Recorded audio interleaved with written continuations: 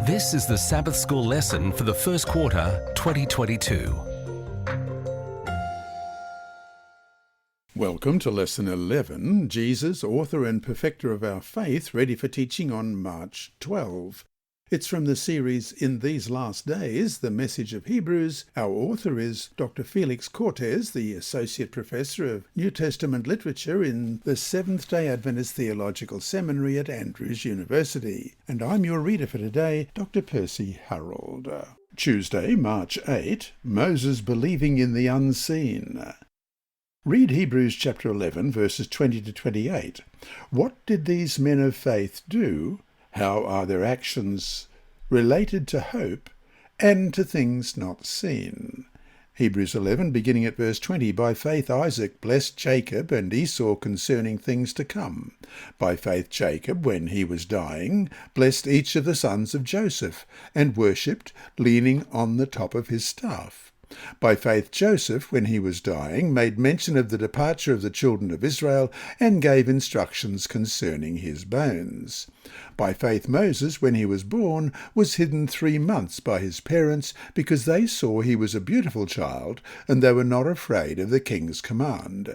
By faith Moses, when he became of age, refused to be called the son of Pharaoh's daughter, choosing rather to suffer affliction with the people of God than to enjoy the passing pleasures of sin, esteeming the reproach of Christ greater riches than the treasures in Egypt, for he looked to the reward. By faith he forsook Egypt, not fearing the wrath of the king, for he endured as seeing him who is invisible. By faith he kept the Passover and the sprinkling of blood, lest he who destroyed the firstborn should touch them. Moses is the second major example in this chapter of faith. The life of Moses is introduced and concluded by 2 actions of defiance to the king. His parents hid him when he was born because they were not afraid of the king's edict, as you read in verse 23, and Moses left Egypt not being afraid of the anger of the king in verse 27. The most significant action of Moses was, however, that he refused to be called the son of Pharaoh's daughter in verse 24. The reference to Moses' adoptive mother as Pharaoh's daughter suggests that he was slated to be the next Pharaoh. Moses, however, was willing to leave behind the prospect of becoming the ruler of the most powerful nation at that time, and to become instead the leader of newly freed slaves, refugees actually. Compare Hebrews chapter 11, verses 24 to 27, and Hebrews 10, 32 to 35. What were the similarities between the situation of the original recipients of Hebrews and the experience of Moses? Hebrews 11, beginning at verse 24. By faith Moses, when he became of age, refused to be called the son of Pharaoh's daughter, choosing rather to suffer affliction with the people of God than to enjoy the passing pleasures of sin, esteeming the reproach of Christ greater riches than the treasures in Egypt, for he looked to the reward. By faith he forsook Egypt, not fearing the wrath of the king, for he endured as seeing him who is invisible. By faith he kept the Passover and the sprinkling of blood, lest he who destroyed the firstborn should touch them.